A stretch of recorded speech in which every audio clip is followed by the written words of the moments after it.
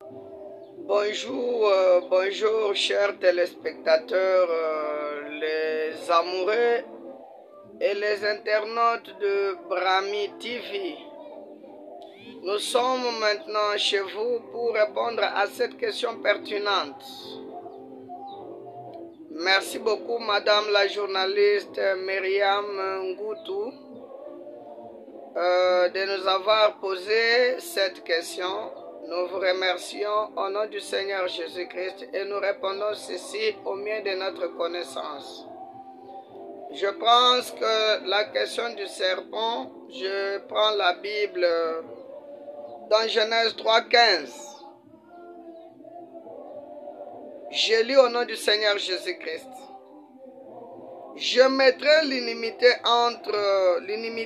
entre toi et la femme, entre ta postérité et la postérité de la femme.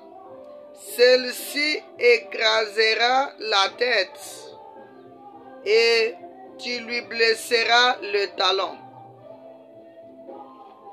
C'est que le serpent devait être écrasé par la semence de la femme. Et Frère Branham nous répond, je prends le sermon intitulé le chef-d'œuvre. Le chef-d'œuvre prêché le 5 juillet 1964 au paragraphe 85. Je commence par le paragraphe 85. Frère Branham dit, de même alors que Dieu par le prophète et en vertu de la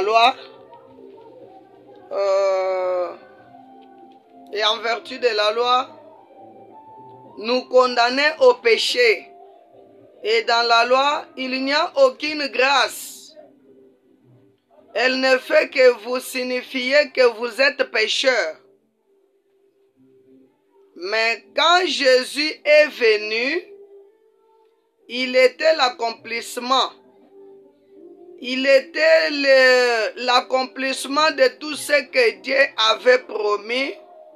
Il était l'image identique, parfaite de la promesse. Par conséquent, toutes les promesses de l'Ancien Testament se sont réalisées en Jésus-Christ. Elles ne pouvaient pas se réaliser en Moïse. Elles ne pouvaient pas se réaliser dans aucun des prophètes, mais elles se sont réalisées dans les chefs-d'œuvre. Ils correspondaient à tout ce qui avait été annoncé qu'il serait. De même, l'Église aussi devra correspondre à tout ce que Dieu a promis. Elle doit être ce morceau qui en a été détaché. Alors, si l'original est la parole, les sujets qui en ont été tirés seront aussi la parole pour correspondre à son côté. Par conséquent, le Chinois vous pouvez réclamer alors que la loi vous condamne. Elle disait que vous seriez sale. Elle dirait que vous serez sale et que vous étiez coupable. Et elle pouvait vous jeter en prison. Mais quand il est venu, il était les morceaux qui correspondaient, qui pouvaient en faire sortir de vous ramener pour former l'étiquette complet, la rédemption que Dieu avait promise là-bas dans le jardin d'Éden. Ta postérité écrasera la tête du serpent, mais son talon blessera la tête, le blessera à la tête. Vous voyez? Maintenant, nous voyons ces chefs-d'œuvre parfaits que Dieu avait achevés. Or, nous remarquons qu'il était tout ce qui était promis à son sujet. La postérité de la femme, le chef-d'œuvre parfait de Dieu, le Seigneur Jésus-Christ, était tout ce qui avait été promis. Et je prends directement l'exposé des âges aux pages 95. Page 95.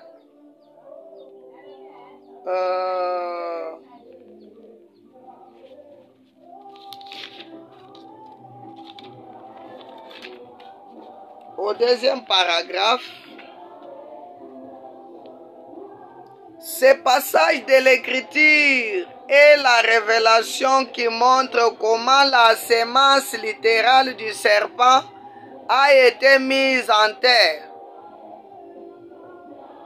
De même que nous avons le récit de Luc 1, 26-35, où il est exposé avec précision comment la sémence de la femme a été manifestée physiquement sans intervention d'un homme.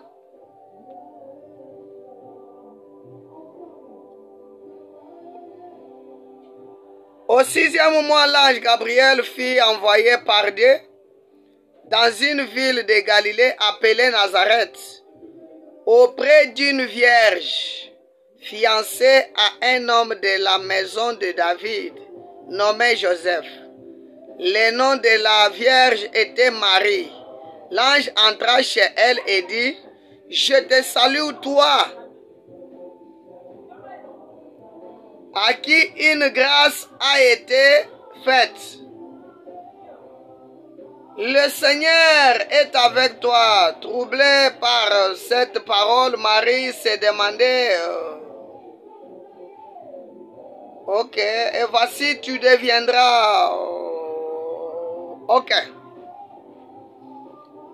Si vous avez suivi la lecture, Frère Branham dit que la sémence littérale de la femme est venue physiquement sans intervention d'un homme. Or, selon la Bible, dans Genèse 3, 15, celui qui devait écraser la tête du serpent, c'était la sémence de la femme. Et cette sémence a été manifestée littéralement sans intervention d'un homme.